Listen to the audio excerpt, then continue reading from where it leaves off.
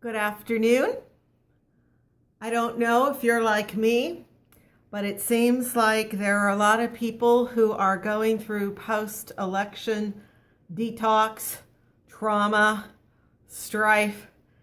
And as we make the shift into the holidays, I don't know if you're like me, but there seems to be a subdued emergence of joy and anticipation and expectation for the Christmas season.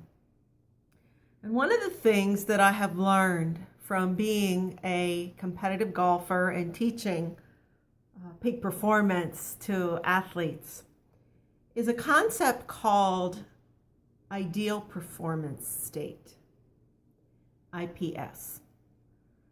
And one of the principles of being in an ideal performance state is that peak performance happens from a totally positive place in your head. One negative thought can destroy a peak performance. So athletes are trained to shut out negative thoughts and to intentionally create an emotional state that sets them up to score. I think we need a little training from the athletic field and peak performance for successfully navigating through the aftermath of what is going on in our culture, and particularly so much of what's going on in the media narrative. And, if you look back and you see, perhaps the strife that's been created, how do we get back to that joyful, positive spirit?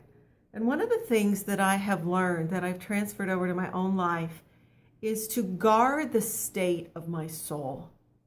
And there's an amazing Proverbs 25:28 that says, "He who has no rule over his own spirit is like a city that is broken down and without walls."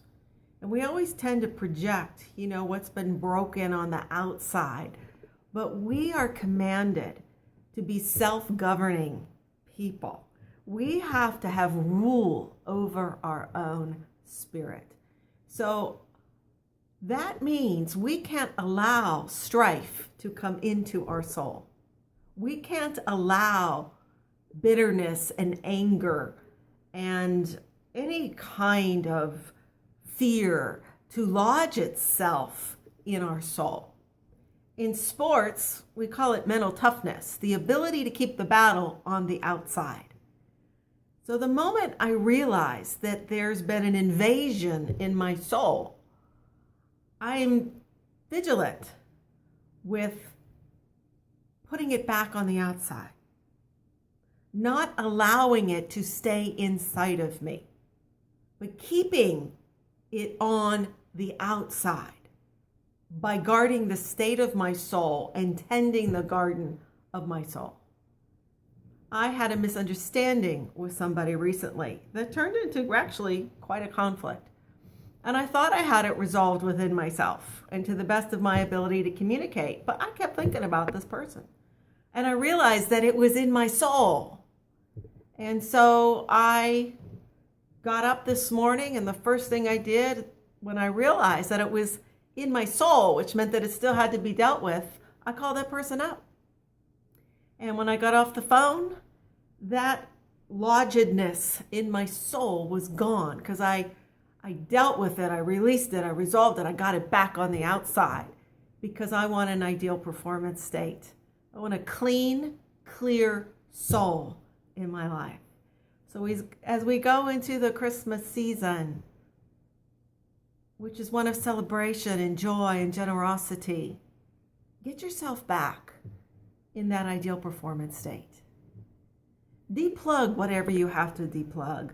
Resolve, reconcile, do whatever, but guard the state of your soul. It's the first gift you should give this Christmas season, is a clean, wrapped up soul to yourself.